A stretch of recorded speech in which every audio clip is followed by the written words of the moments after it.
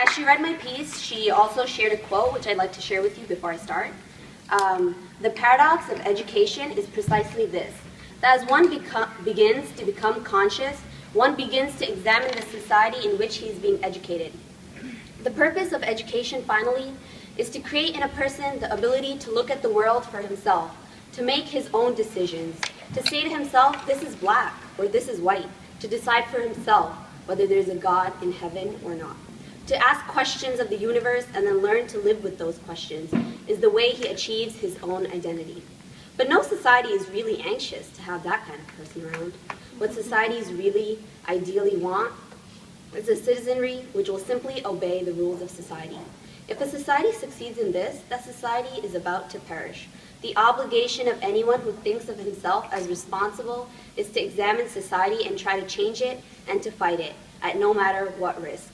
This is the only hope society has. This is the only way societies change. And this is a quote by James Baldwin.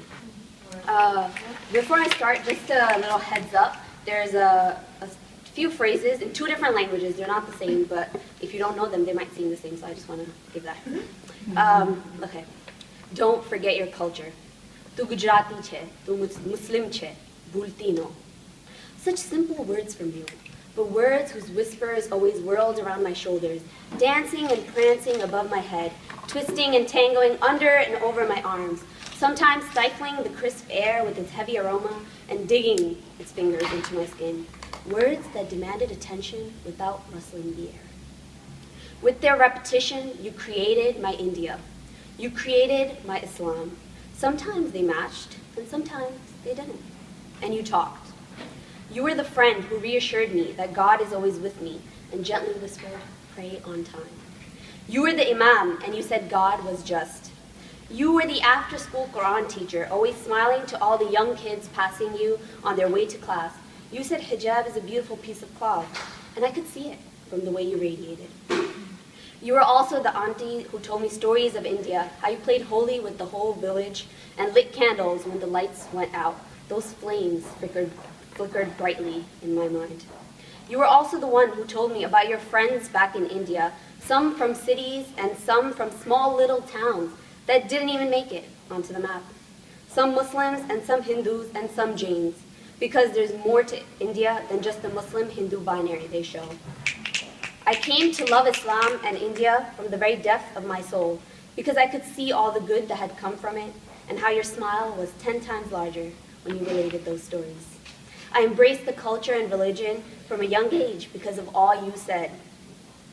But you said so many things, and all I could do sometimes was notice the curves and creases, the wrinkles on your face, your lips forming the shape for the words so carefully, how the air rushed to get inside of you to get the words outside of you. You said so much, but your lips never caressed the words of social justice, or did they? When you would finish your lectures, your lips poured words like honey onto warm toast, as you said Islam stands with the oppressed, and you stuck your chest out with pride of Islam as you explained the rights of women to those curious about Muslims, as you preached Allah listens to the prayers of the oppressed, and that on the day of judgment, the oppressors would be punished. As you spoke of a time when ordinary men did extraordinary things, when cotton threads woven from the ground empowered those who chose to clothe themselves with the power that came from the earth.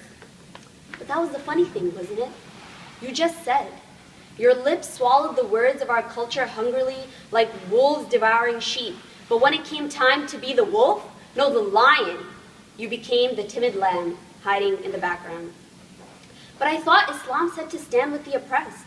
I thought some of India's best leaders preached justice and peace. And I couldn't understand why you said this, and you made me mad.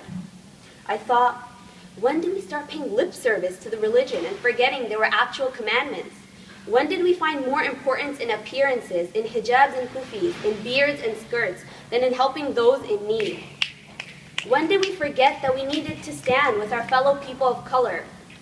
That just because we speak of beloved Bilal with reverence in our souls does not mean we have done our job standing by our black brothers and sisters. Just as important, when did you decide that you were never going to tell me about the crimes of Muslims, the crimes of India? I was so mad as I learned of the partition of the riots in Gujarat, of the persecution of Shias, of the oppression in Syria, of the occupation in Kashmir.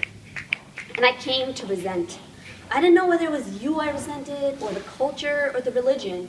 And at the time, it didn't matter, because to me, they were all intertwined, and I couldn't separate one from the others.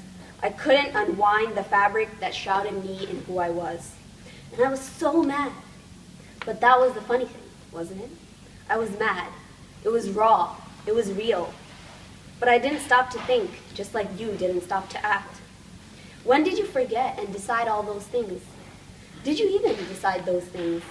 Maybe it suddenly crossed your mind one day as you were in the supermarket and the sales rep mocked your Indian accent. Or maybe it was when you saw your beloved Islam hijacked. Or maybe it was when the neighbor with the mashallah beard got arrested simply because of the color of his skin and the length of his beard. Or maybe it was when they laughed. Maybe it was when you realized that all I'd ever see was a disfigured representation of Islam in India, a Picasso painting of these two places. Maybe it was when you realized that a brown body had to watch his words twice and his actions quadruple that because who knew what they would arrest you for? Maybe that's what broke you and made you do it. As I thought about the what-ifs, the perhaps, the maybes, the tightly wound threads of resentment, oppression, shackles of ignorance began to unwind. Do you realize you may have tried to do the right thing, but intention is not enough? You created a facade too. Maybe what we need is just to step up a little, show solidarity. I know it's fearsome because so much could happen in so little time. You never know when standing up could become standing too much if the police came to take your brown body off to who knows where. But we just need to start with little steps. You're an immigrant. You know the importance of small steps. They're what brought you here, aren't they? What brought us here today. We need to act. They want to keep us down, batter us with their mockery until we can't stand, divide us so we never join hands.